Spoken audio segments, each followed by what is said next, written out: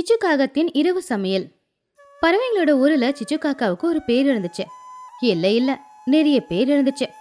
சில பேர் அவளை கஞ்ச பிசினாரின்னு கூப்பிடுவாங்க, சில பேர் அவளை பணப்பேயின்னு தான் கூப்பிடுவாங்க. சிச்சுவோட புள்ள சின்னு மட்டும்தான் அவங்க அம்மாவை பாசமா அம்மான்னு கூப்பிடுவான். சிச்சு காக்கா கஞ்சத்தனத்துல PhD முடிச்சிருந்தா. ₹1 செலவு பண்றதுக்கு கூட 1000 தடவை யோசிக்கிறவ. அந்த வருஷம் ஊர்ல வெயில் ரொம்ப அதிகமா இருந்துச்சு. வீட்டுக்குள்ள படுத்தா ரொம்ப வெக்கையா இருக்குன்றதுனால எல்லா பறவைங்களும் வெளியில கைத்து கட்டல் போட்டு சில்லுன்னு காத்து வீச படுத்து தூங்கிக்கிட்டு இருந்தாங்க. இத பாத்துக்கிட்டு இருந்த சிச்சு காக்காவுக்கு ஒரு யோசனை வந்துச்சு.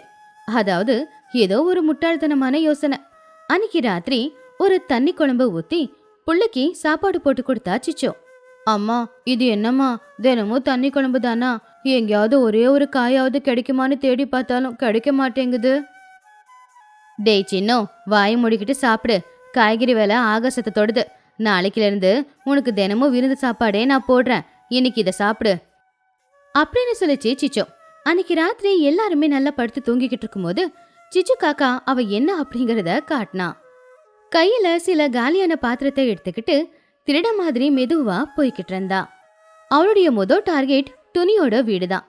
வீட்டு வாசல்ல துணி புஜ்ஜி 2 பேரும் கைத்துக்கட்டுல தூங்கிக்கிட்டு இருந்தாங்க. அப்போ அவங்கள பார்த்து, இவங்க தூங்குறத பார்த்தா இப்ப எந்திரிக்க மாட்டாங்கன்னு தோணுது அப்படின்னு சொல்லி சிச்சு காக்கா துணியோட வீட்டுக்குள்ள போச்சு. அங்க சமையல் அறைக்குள்ள போய், அட இந்த துணிய பாரு, கேஸ ஃபுல் பண்ணி வச்சிருக்கா, தக்காளி பழத்தை கூட கூடிய வாங்கி வச்சிருக்கா, பணத்தை என்ன மாதிரி யாரும் சிக்கனமா செலவு பண்ண மாட்டாங்க போல அப்படின்னு சொல்லி சிச்சு காக்கா துணியோட சமையல் அறையில இருக்கிற பொருட்களை எல்லாம் பயன்படுத்தி சூடா சோறு ஆக்கிக்கிட்டு இருந்துச்சு. சூடா குழம்பும் வச்சுக்கிட்டு இருந்துச்சு. அந்த குழம்பு வைக்கும் போது வர வாசத்துக்கே சிச்சு காக்காவுக்கு பசியும் அதிகமாயிக்கிட்டே தான் இருந்துச்சு. கொஞ்ச நேரத்துல சமைச்சு முடிச்சுட்டு அவ கொண்டு வந்த பாத்திரத்துல அந்த சாப்பாடு குழம்பு எல்லாத்தையுமே மாத்திட்டா. அதுக்கப்புறமா கொஞ்சம் கூட சத்தமே வராம துணியோட வீட்டுல என்னென்ன பொருளை பயன்படுத்தினாலோ அதை நல்லபடியா கழுவி இருந்த இடத்துல அப்படியே வச்சுட்டா. சின்ன ஆதாரத்தை கூட விட்டு வைக்காம இடத்தையெல்லாம் சுத்தமா தொடச்சிட்டு, அப்பாடா வேலை முடிஞ்சுது, காலையில துணி எழுந்திருச்சா என்னடா சமையலறை இவ்ளோ சுத்தமா இருக்கே அப்படின்னு ஆச்சரியப்படுவா அப்படின்னு சொல்லிக்கிட்டு சிச்சு வீட்டுக்கு போயிடுச்சு. வீட்டுக்கு போனதுக்கு அப்புறமா சிச்சு சின்னவை எழுப்பி, டேய் சின்னோ எழுந்திரி, இங்க பாரு என்ன கொண்டு வந்திருக்கேன்னு.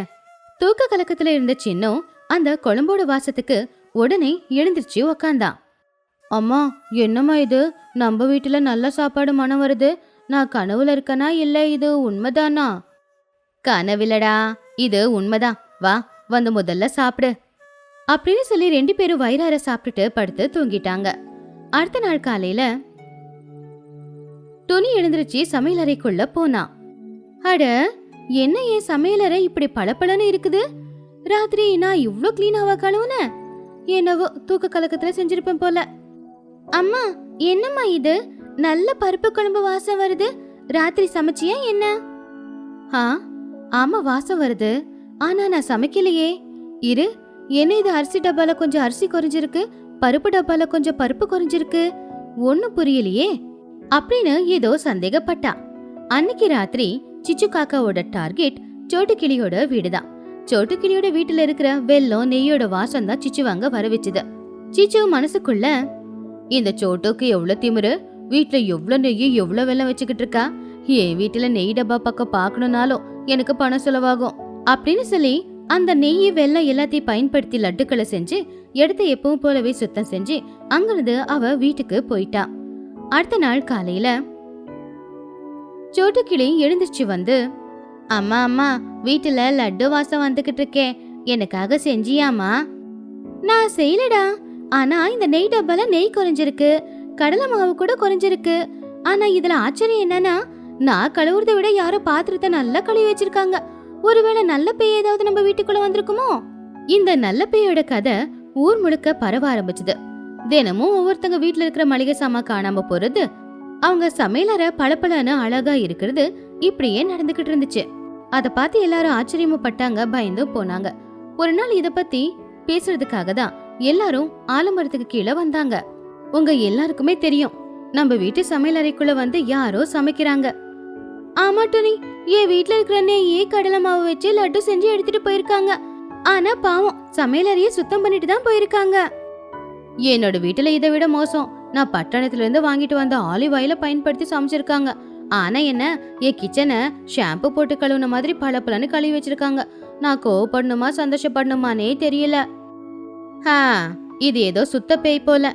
நம்ம பொருளை எடுத்துக்கிட்டாலும் நமக்கு சுத்தம்னா என்னங்கறத கத்து கொடுக்கறான்னு நினைக்கிறேன்.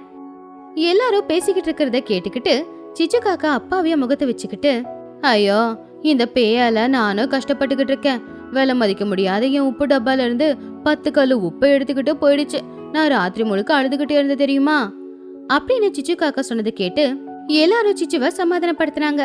அன்னையில இருந்து எல்லாருமே கொஞ்சம் ஜாக்கிரதையா இருக்கணும், சமையல் அறைக்கு பூட்டு போட்டுதான் படுக்கணும் அப்படின்னு பேசிக்கிட்டாங்க.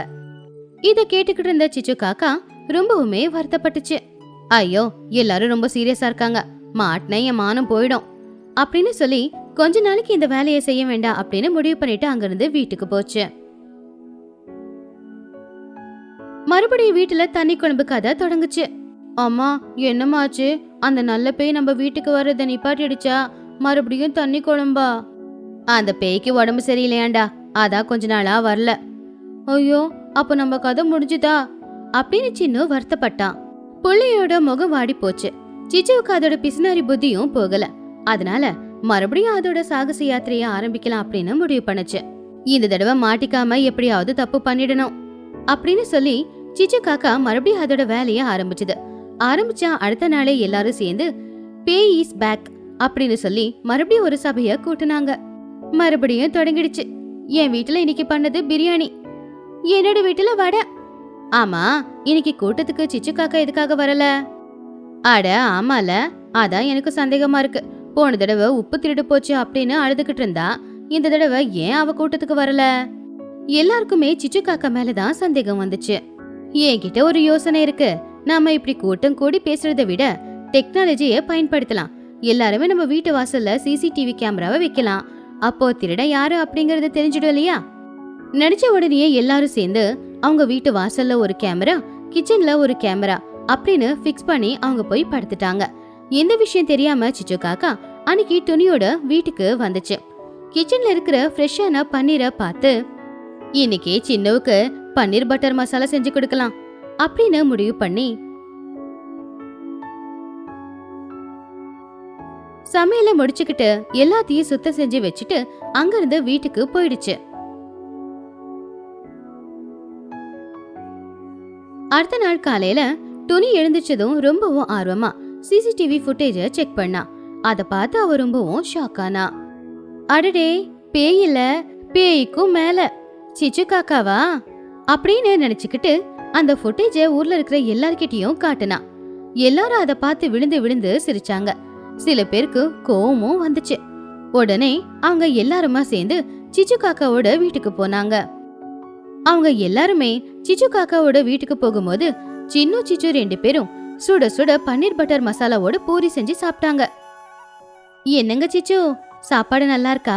பன்னீர் பட்டர் மசாலா நல்லா வந்திருக்கு போல. பன்னீரும் எந்து, பட்டரும் எந்து, மசாலாவும் எந்து, ஆனா சமையல் மட்டும் உந்து. பாராட்டணும். சிச்சு காக்கா அதை கேட்டு ஷாக் ஆயிடுச்சு. என்ன நீ என்ன சொல்ற? நான் எதுக்காக உன்னோட வீட்டுல வந்து சமைக்கணும் அப்படின்னு தெரியாத மாதிரி கேட்டுச்சு. லூசிப்ரா கொஞ்சம் முன்னாடி வந்து சிசிடிவி ஃபுட்டேஜ் காட்டி, இந்த சினிமால ஹீரோயின் நீதான் சிச்சோ, உண்மையிலேயே ரொம்ப நல்லா தான் நடிச்சிருக்கேன். அதுலயும் பாரு, இந்த வெங்காயத்தை வெட்டும் போது உன் எக்ஸ்பிரஷன் செம்மையா இருக்கு அப்படின்னு சொல்லிச்சு. இனி தப்பிக்க வழியில அப்படின்னு தெரிஞ்சுக்கிட்ட சிச்சு காக்கா புதுசா ஒரு நாடகத்தை பண்ணுச்சு. சிச்சு காக்கா அழுதுகிட்டே, ஐயோ நான் உண்மையே சொல்லிடுறேன், எனக்கு தூக்கத்துல நடக்கிற வியாதி இருக்கு. ராத்திரி யாரு வீட்டுக்கு போறேன்னே தெரியாது. காலையில எழுந்துச்சு பார்த்தா எங்க வீட்டுல ஏதோ விதவிதமான சாப்பாடெல்லாம் இருக்கும். அது அந்த பேயோட வேலைன்னு தான் நானும் நினைச்சேன் அப்படின்னு சிச்சு காக்கா சொன்னது கேட்டு எல்லாரும் ஷாக் ஆனாங்க. அதுக்கப்புறமா சிரிக்க ஆரம்பிச்சாங்க. சிச்சு, சிரிப்பு தாங்க முடியல, நடிக்கிறத நிப்பாட்டுறியா? நீ மாட்டிக்கிட்ட, உண்மைய ஒத்துக்கோ. சிச்சு காக்கா வேற வழி இல்லாம, அது வந்து கேஸ் செலவு அப்புறம் பொருள் செலவு ஆகக்கூடாதுன்னு நான் இந்த மாதிரி வேலை பண்ணிட்டேன் அப்படின்னு எல்லார்கிட்டயும் மன்னிப்பு கேட்டுச்சு. எல்லாரும் அவன் மேல கோவமா இருந்தாலும் அவளை மன்னிச்சு விட்டுட்டாங்க. ஆனா இது வரைக்கும் அவங்கவுங்க வீட்டுல இருந்து எடுத்த பொருளுக்கு பணத்தை கொடு, அதே மாதிரி இன்னொரு நாள் எங்க வீட்டுக்கு வந்தனா அவ்வளவுதான் அப்படின்னு சொல்லி மிரட்டிட்டு போயிட்டாங்க. அன்னைக்குதான் தடவையா சிச்சு காக்கா அதோட வாழ்க்கையில அதோட சொந்த பணத்தை செலவு பண்ணி மளிகை கடைக்கு போய் மளிகை சாமான் வாங்கிட்டு போறத பார்த்து எல்லாரும் சந்தோஷப்பட்டாங்க. வயலில் பறவைகளின் சமையல். துணிக்குருவி, சிச்சு காக்கா, சோட்டு கிளி 3 பேருமே வீட்டு வேலை எல்லாத்தையுமே முடிச்சுட்டு ஆலமரத்துக்கு கீழே உக்காந்துக்கிட்டு பேசிக்கிட்டு இருந்தாங்க. அவங்க எப்பவும் பேசுற மாதிரி அவங்க வீட்டுல செஞ்ச வேலை, பசங்களோட குறும்புத்தனம் இத பத்தி தான் பேசிக்கிட்டு இருந்தாங்க. இன்னைக்கும் எப்பவும் போலவே சமைக்கிறது ரொம்ப கோவமா இருந்துச்சு. தினமும் அதே 4 செவத்துக்குள்ள இருந்து சமைக்கிறது ஒரு மாதிரி கஷ்டமா இருக்குல்ல? ஆமா டோனி, என் நிலைமையும் அதுதான். தினமும் என் புள்ள சின்னவுக்கு ஒவ்வொரு நாளும் ஒவ்வொரு விதமா செய்யணும். அது செய்யறதுக்கே என் நேரம் எல்லாமே போயிடுது. ஆமா, சில நேரத்துல இந்த சமையலறையை விட்டு எங்கேயாவது நிம்மதியா வேற எங்கேயாச்சும் போலாமான்னு தோணிக்கிட்டு இருக்கு. அப்படி அவங்க எல்லாரும் பேசிக்கிட்டு இருக்கும்போது பக்கத்துல இருக்கிற சந்தைக்கு போயிட்டு திரும்ப வந்துகிட்டு இருந்த மகிக்கழுகு அவங்க எல்லாரையும் பார்த்து வந்துச்சு. எல்லாரும் என்ன பண்ணிக்கிட்டு இருக்கீங்க? ஏதோ முக்கியமான விஷயத்த பத்தி பேசுறீங்க போல. நான் சந்தைக்கு போயிருந்தப்போ அங்க ஒரு முக்கியமான விஷயத்த பார்த்துட்டு வந்தேன். அந்த சந்தையில நிறைய பறவைங்க வெளியிலேயே அடுப்பு வச்சு சாப்பாடு செஞ்சு அதை வித்துக்கிட்டு இருக்காங்க. அதுக்கு பேரு ஏதோ அவுட்டோர் குக்கிங். ஆமா, எல்லாரும் விரும்பி அந்த சாப்பாடு சாப்பிட்டுக்கிட்டு இருந்தாங்க. அதை கேட்டு அந்த பறவைங்க எல்லாருமே சந்தோஷப்பட்டாங்க. அட, இது ரொம்ப நல்லா இருக்கே, வெளியே அடுப்புல சமைக்கிறாங்களா? இது கேக்குறதுக்கு உண்மையே ரொம்ப நல்லா இருக்கு. நாமளும் நம்ம வயல்ல அங்கேயே சமைச்சு அங்கேயே உட்காந்து சாப்பிட்டா உண்மையிலேயே ரொம்ப நல்லாதான் இருக்கும் போலியே. இது நல்ல யோசனை. நாமளும் நம்மளுடைய வயல்ல இதே மாதிரி ஒரு நாள் சமையல் பண்ணலாமா? பிள்ளைங்களும் ரொம்ப சந்தோஷப்படுவாங்க. இப்படி பெரியவங்க பேசிக்கிட்டு இருக்கிறது பக்கத்துல விளையாடிக்கிட்டு இருந்த புச்சி, பன்னு, சின்ன காதுல விழுந்துச்சு. வயல்ல சமையல் அப்படிங்கிற பேச்சு கேட்டதும் அவங்க விளையாடுறத நிப்பாட்டிட்டு உடனே அவங்க அம்மாங்க பக்கத்துல வேகமா ஓடி வந்தாங்க. அம்மா, உண்மையிலேயே நாம வயல்ல சமையல் செய்ய போறோமா? அப்போ அடுப்பு நான் பத்த வைக்கிறேன். நான் வயல்ல இருந்து கத்திரிக்காய் பறிச்சுட்டு வந்து கொடுக்கறேன். நாம அங்கேயே கத்திரிக்காய போட்டு சமையல் செஞ்சு சாப்பிடலாம். நான் போய் கரும்பு பறிச்சுட்டு வந்து கொடுக்கறேன். சாப்பிட்டு எல்லாம் முடிச்சதுக்கு அப்புறமா நம்ம எல்லாரும் உட்காந்து கரும்பு ஜூஸ் சாப்பிடலாம். சின்னவங்களோட உற்சாகத்தை பார்த்து பெரியவங்களுக்கும் உற்சாகம் அதிகமாச்சு. யோசனை ரொம்ப நல்லா இருக்கு. ஆனா இதை இன்னும் நாம நல்லபடியா பண்ணணும். அப்படின்னா நடுவுல சமைக்கிற போட்டி ஒண்ணு வச்சுக்கிட்டா நல்லா இருக்கும். சமையல் போட்டியா அப்படின்னு எல்லாரும் ஒன்னா கேட்டாங்க. ஆமா, நாம எல்லாரும் தனித்தனி குழுவா பிரிஞ்சுக்கலாம். ஒவ்வொரு குழுவிலையும் அம்மா, பிள்ளைங்க 2 பேரும் இருப்பாங்க. எல்லாரும் சமையல் பண்ணலாம். யார் சமைச்சது நல்லா இருக்கோ அவங்க தான் ஜெயிச்சவங்க. இந்த யோசனை எல்லாருக்குமே பிடிச்சிருந்தது. எல்லாரும் குழு குழுவா மாறிட்டாங்க. முதல் குழு துணிக்குருவி, புஜ்ஜி குருவி, சாம்பிரதாயமான சுவை. 2வது குழு சிச்சு காக்கா, சின்ன காக்கா. 3வது குழு சோட்டு கிளி, பன்னு கிளி. இவங்க செய்ய வேண்டியது இனிப்பு. அந்த போட்டிக்கு ஜட்ஜஸா யார் இருக்கிறது அப்படின்னு பேச்சு வந்துச்சு. போட்டிக்கு நடுவரா இருக்க போறது மகிக்கழுகும் லூசிபுறாவும் தான். மகிக்கழுகுக்கு இந்த காலத்து சாப்பாடு சுவை தெரியும். லூசிபுறாவுக்கு நம்ம கிராமத்து சாப்பாடு சுவை தெரியும்.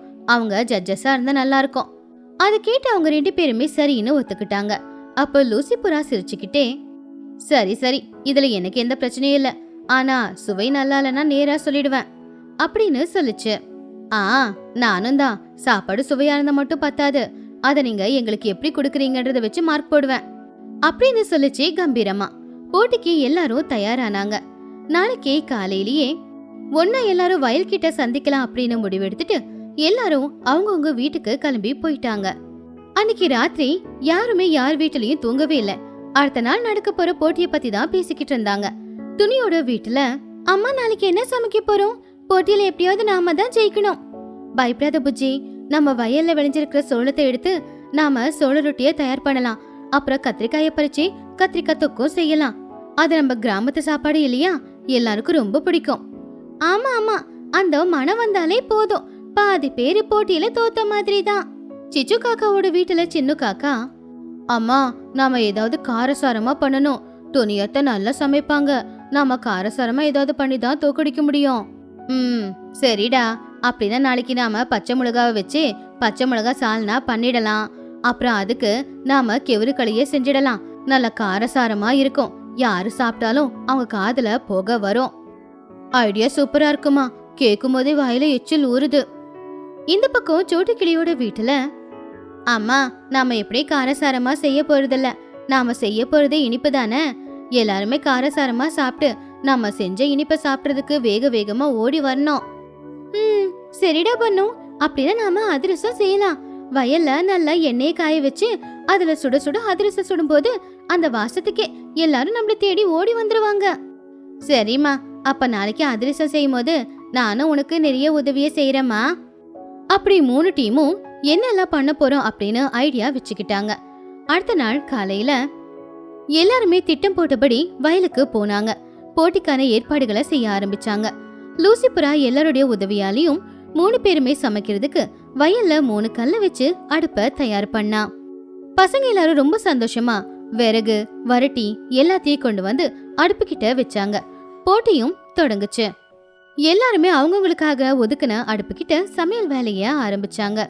புஜி, நீ நம்ம கத்திரிக்காய் தோட்டத்துல இருந்து நல்லா இலசா இருக்கிற பிஞ்சு கத்திரிக்காய் பறிச்சுட்டு வா. முத்தல் வேண்டாம், அது நல்லா இருக்காது. சரிம்மா, இப்பவே போய் கொண்டு வரேன் அப்படின்னு புஜி கத்திரிக்காய் தோட்டத்துக்கு போனா. டேய் சின்னோ, போய் பச்சை மிளகா பறிச்சுட்டு வா. பாத்து, பச்சை மிளகா காரமா இருக்கும், கையில ஒட்டிக்கும். அதுக்கப்புறம் கண்ணுல வச்சுக்காது, சரியா? எனக்கு அப்படிலாம் ஒன்னும் ஆகாதுமா, நான் ரொம்ப பலசாலி அப்படின்னு மிளகாவை பிடிச்சி கண்ணுல வச்சுக்கிட்ட உடனேயே ஐயோ எரியுது அம்மம்மோ அப்படின்னு கத்த ஆரம்பிச்சான். பனு, அந்த வெள்ளத்தை நல்ல புடி புடியா உடைச்சிரு. பெருசு பெருசா இருந்தா பாகு காய்ச்சா கஷ்டமா இருக்கும்.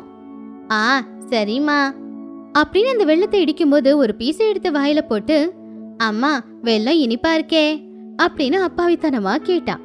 அப்படி எல்லாருமே சமைச்சுக்கிட்டு இருந்தாங்க. ஒருத்தங்க கிண்டல் பண்றதை மட்டும் விடவே இல்ல. சிச்சு காக்கா துணி கிட்ட, என்ன துணி, இன்னும் கத்திரிக்காய் தான் வெட்டிக்கிட்டு இருக்கிறியா? நாங்கெல்லாம் குழம்பு கொட்டி அடுப்புல வச்சுட்டோம். பொறுமையா சமையல் பண்ணணும் சிச்சு, அப்பதான் ரொம்ப டேஸ்டா இருக்கும். உன்ன மாதிரி அவசர அவசரமா காரத்தை கொட்டியெல்லாம் சமைக்க முடியாது. நீங்க 2 பேரும் நிப்பாட்டுறீங்களா? ஏன் அதிரசம் வாசத்துக்கு எல்லாரும் இங்க ஓடி வர போறீங்க அப்படின்னு சொன்னா சோட்டோ. அந்த போட்டிக்கு நடுவரா இருந்த மஹி லூசி அடிக்கடி வந்து அவங்க எல்லாரையும் பாத்துக்கிட்டு இருந்தாங்க. வாவ் டோனி, நீ ரொம்ப நல்லா சுத்தமா சமையல் பண்ணிக்கிட்டு இருக்க. பிரசன்டேஷனை மட்டும் மறந்துடாத. சிச்சோ, உன் குழம்பு ரொம்ப காரமா இருக்கு போல. காட்டு ஊறிடி பருவுது. கொஞ்சம் காரத்தை குறைச்சிக்கோ, அப்ப நல்லா இருக்கும். லூசி, நான் சமைக்கிற சாப்பாடு எப்பவுமே காரசாரமா இருக்கும். காரம் குறைஞ்சா நல்லா இருக்காது அப்படின்னு சொல்லி சிரிச்சுக்கிட்டு இருந்தா சிச்சோ. கொஞ்ச நேரத்துல சமையல் வேலை எல்லாமே முடிஞ்சுது. பலவிதமான மனங்களோட அந்த இடமே நிறைஞ்சு போச்சு. இப்போ முடிவு சொல்ல வேண்டிய நேரம். 3 குழுவும் அவங்க சமைச்சது எல்லாத்தையுமே வாழை இலையில பரிமாறி ஜட்ஜஸ் முன்னாடி கொண்டு வந்து வச்சாங்க. முதல்ல துணியோட டீம் தயார் பண்ண சோள ரொட்டியையும் கத்திரிக்காய் குழம்பையும் டேஸ்ட் பண்ணி பார்த்தாங்க. துணி, இந்த ரொட்டி நல்லா சாஃப்டா இருக்கு. அதுல இந்த கத்திரிக்காய் குழம்பு அப்படியே எங்க அம்மா செய்யற மாதிரியே இருக்கு. கிராமத்து சமையல் சூப்பர். ஆமா, குழம்புல மசாலா நல்லாவே வெந்திருக்கு. கொஞ்சம் கூட பச்சை வாசமே வரல. நிதானமா சமைச்சு கொடுத்துருக்கு துணி. அடுத்தது சிச்சு காக்காவோட டீம் சமையல். கேவரு களியும் பச்சை மிளகா தொக்கும். மகிக்கழகு அதை சாப்பிட்டு பார்த்து, ஐயோ காரம் காரம், ஏன் நாக்கு வெந்து போச்சு அப்படின்னு குடிக்க தண்ணி தேடிச்சு. காரம் அதிகமா இருந்தாலும் டேஸ்ட் ரொம்ப நல்லா இருக்கு. கேவரு களிக்கு இந்த குழம்பு நல்ல காம்பினேஷன் தான். சூப்பரா பண்ணிருக்கு சிச்சோ. கடைசியில சோட்டு கிளியோட குழு பண்ண சுட சுட அதிரசம்.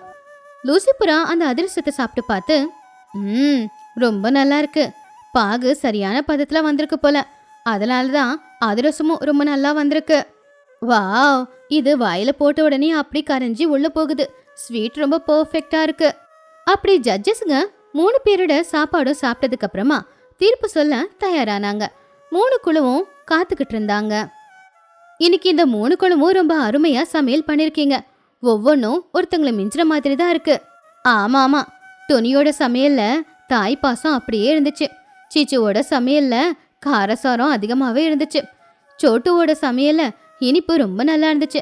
அதனால இந்த போட்டியில யாராவது ஒருத்தங்க தான் ஜெயிச்சாங்க அப்படின்னு முடிவு சொல்றது கஷ்டம். அதனாலதான் நாங்க ஒரு முடிவுக்கு வந்திருக்கோம். இந்த போட்டியில யாரும் தோக்கல. கலந்துகிட்டவங்க எல்லாருமே ஜெயிச்சிருக்கீங்க. நீங்க 3 பேருமே நல்லா சமைச்சிருக்கிறதுனால நீங்க 3 பேருமே வின்னர்ஸ் தான். அதை கேட்டதுமே எல்லாருமே சந்தோஷமா கைத்தட்டி அந்த சந்தோஷத்தை கொண்டாடினாங்க. பசங்களும் ஆகாயத்துல பறக்க ஆரம்பிச்சிட்டாங்க. அதுக்கப்புறமா எல்லாரும் வயலோரமா உட்காந்துக்கிட்டு ஒருத்தங்க சமைச்சதை இன்னொருத்தங்க சாப்பிட்டுக்கிட்டு எல்லாரையுமே எல்லாரும் புகழ்ந்துகிட்டு இருந்தாங்க. சோட்டு அத்தை, உங்க அதிரசம் ரொம்ப நல்லா இருக்கு. அம்மா செஞ்சா களியை சாப்பிட்டதுக்கு அப்புறம் அதிரசம் சாப்பிடும்போது ரொம்ப நல்லா இருக்கு. சிச்சு அத்தை, நீங்க செஞ்ச குழம்பு காரமா இருக்கு, ஆனா ரொம்ப டேஸ்டாவும் இருக்கு. டொனி அத்தை, நீங்க செஞ்ச சோள ரொட்டி எனக்கு ரொம்ப பிடிச்சிருக்கு. அப்படி எல்லாருமே ஒன்னா உட்காந்துக்கிட்டு வயல்கரையில சாப்பிடுறது அவங்களுக்கு ரொம்ப பிடிச்சிருந்துச்சு.